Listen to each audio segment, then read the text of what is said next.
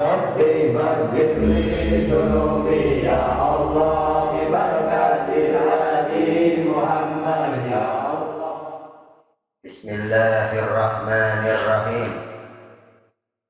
بسم الله الرحمن الرحيم. اللهم صل على سيدنا محمد الفاتح لما أغلق والخاتم لما سبق ناصر الحق بالحق والهادي إلى صراطك المستقيم وعلى آله وصحبه حق قدره ومقداره العظيم. Daripada kitab Fadilah Amal, bab pertama ini menjelaskan daripada ketabahan menghadapi kesusahan dan cobaan demi agama. Dalam bab ini diceritakan beberapa kisah. Bagaimana contoh kisah-kisah tersebut akan diawali dengan kisah baginda Nabi Muhammad SAW.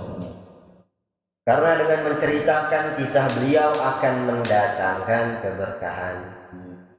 Pertama, kisah perjalanan baginda Rasulullah SAW ke Taif.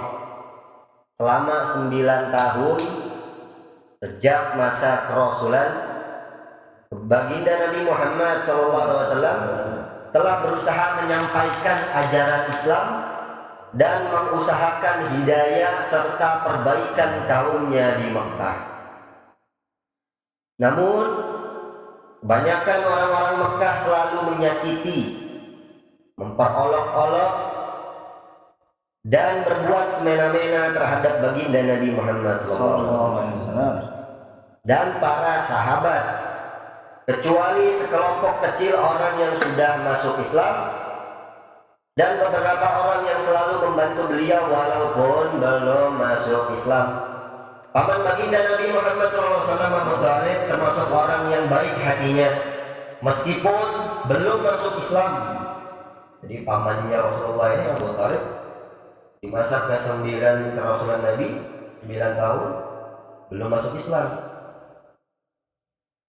Dia selalu membantu baginda Nabi dalam segala bentuk.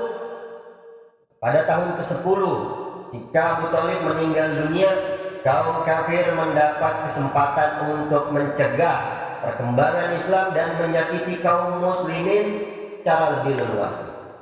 Jadi kisah ini di zaman 10 tahun kenabian Nabi Muhammad dan meninggal paman yang memimpin kaum Quraisy. Ya. Nah, itu ada kesempatan buat makin menghalangi daripada dakwahnya Nabi Muhammad. Baginda Rasulullah SAW pun pergi ke Taif yang didiami kabilah Sagif yang berjumlah besar, dengan harapan apabila kabilah tersebut masuk Islam, kaum muslimin akan terbebas dari berbagai penderitaan dan Taif akan menjadi fondasi penyebaran agama. Setibanya di Taif, nah ini perjalanan Rasulullah ke Taif dengan harapan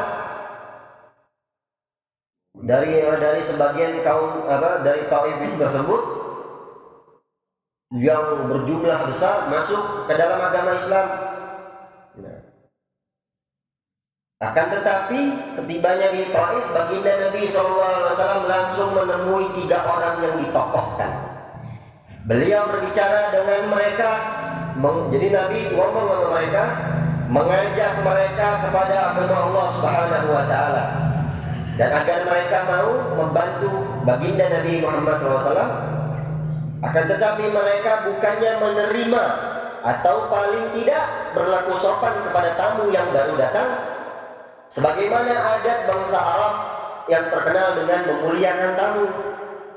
Bahkan mereka tanpa basa-basi menyambut beliau dengan sikap dan akhlak yang sangat buruk.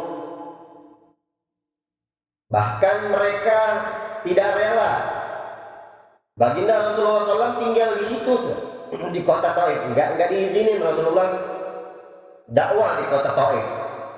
Padahal orang yang dianggap sebagai tokoh seharusnya berbicara dengan sopan dan berakhlak yang mulia. Jadi Rasulullah semenjak meninggal pamannya Abu Thalib,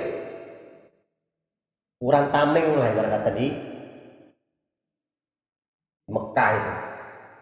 Jadi orang semena-mena sama Rasulullah, diolok-olok, dicaci maki segala macam. Berani Rasulullah. Nah, salah seorang di antara mereka berkata, "Oh, kamukah yang diutus oleh Allah sebagai nabi?" Yang kedua berkata, "Apakah Allah tidak menemukan selain kamu untuk diutus sebagai rasul?" Yang orang ketiga berkata, "Aku tidak mau bicara dengan kamu, sebab jika kamu memang seorang nabi seperti pengakuanmu, lalu aku menolakmu, tentu aku tidak lepas dari musibah. Jika kamu pembohong, maka aku tidak mau bicara dengan pembohong." Akan tetapi baginda Nabi SAW mempunyai hati yang begitu teguh, laksana sebuah batu karang. Beliau tidak berputus asa dan terus berusaha untuk mendekati masyarakat umum. Tetapi tidak seorang pun yang mau mendengarkan beliau. Jangankan menerima, bahkan mereka menghardik. Menghardik itu memukul. "Tinggalkan segera kota kami, pergilah kemana kamu suka." Nah, jadi ini nih sejarah daripada Rasulullah SAW. Jangankan untuk mengamalkan, untuk mengetahui pun kita udah susah nih zaman sekarang. Makanya penting ini daripada sejarah Nabi Muhammad, kita mengetahui perjalanan Nabi satu persatu daripada sahabat-sahabat yang lain. Nah, ketika baginda Nabi Muhammad SAW sudah tidak dapat mengharapkan mereka dan bersiap-siap untuk kembali, maka mereka menyuruh anak-anak kota Taif membuntuti baginda Nabi SAW. Jadi nggak cuman datang ditolak, dicaci maki, tapi disuruh juga nih ketika Nabi mau pulang masih dikerjain lagi, masih diuji lagi nih Nabi Muhammad. Jadi para tokoh di kota Taif itu menyuruh anak kecil membuntuti baginda Nabi SAW. Mereka lalu mengganggu, mencaci maki dan melempari baginda Nabi SAW dengan batu sehingga kedua sendal beliau berlumuran darah. Dalam keadaan seperti itulah baginda Nabi SAW meninggalkan Taif.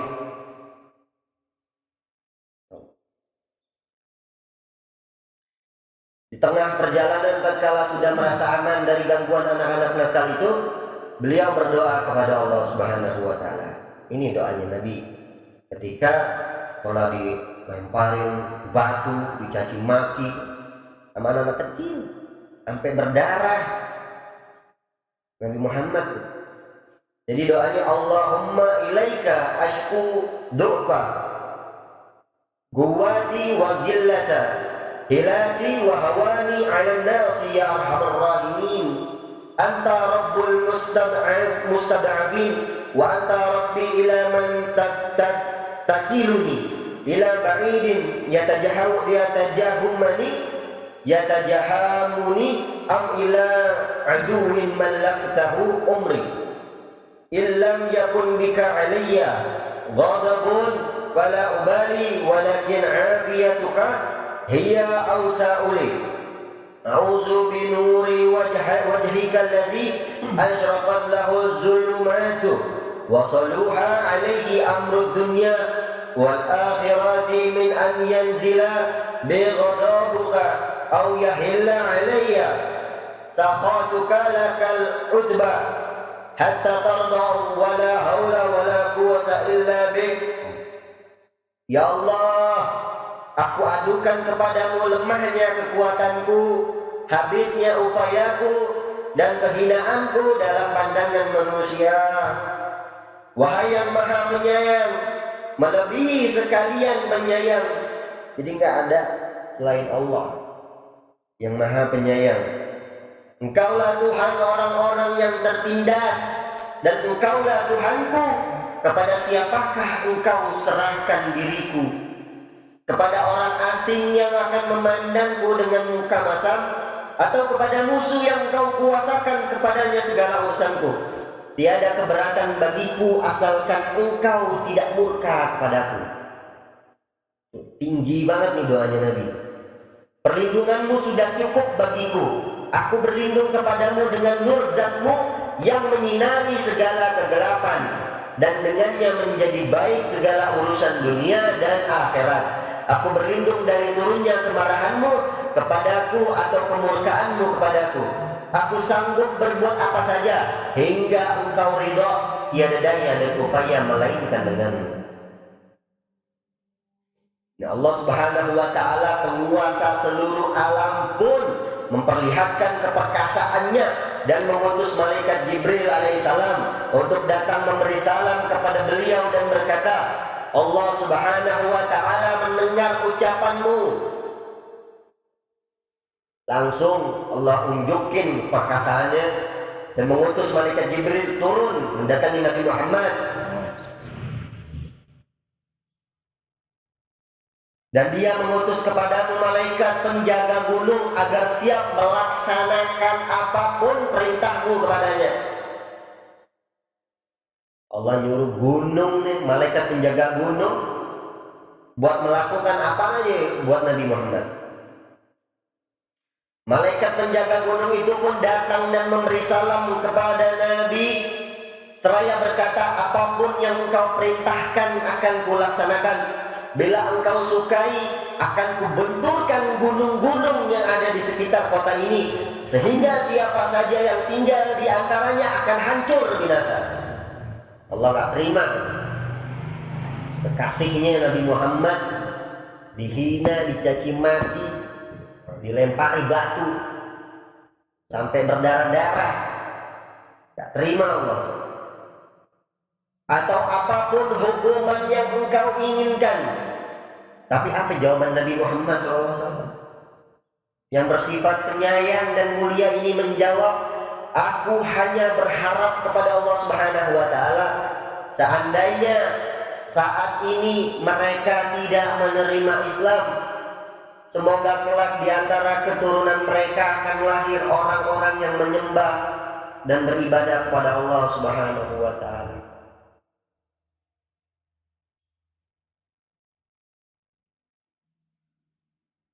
Malaikat penjaga gunung aja bakal mau ngelakuin apapun yang dimau Nabi.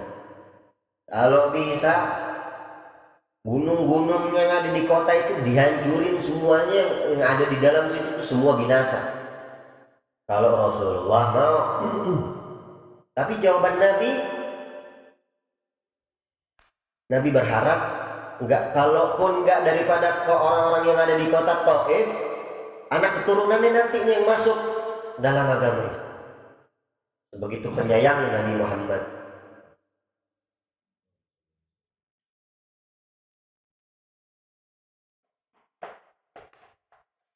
Demikian akhlak baginda Nabi SAW yang mulia. Kita mengaku sebagai pengikutnya nih, namun dapat sedikit kesulitan atau celaan daripada orang lain, kita langsung marah. Bahkan kita balas dendam.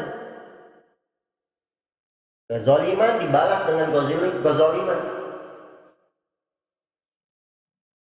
Sambil kita terus mengaku sebagai umat Nabi, kita orang zalim, kita balas zalim. Terus kita ngakuin kita umat Nabi nggak pernah dizalimin, Nabi balas zalim nggak pernah.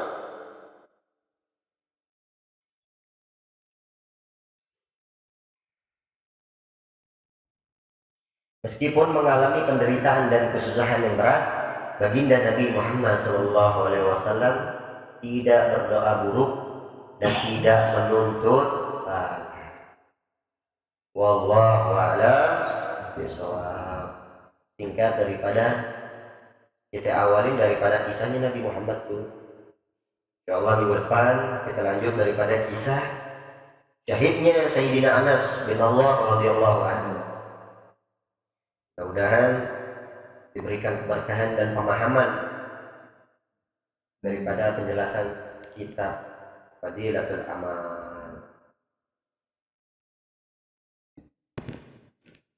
Wallahu a'lam bishawab.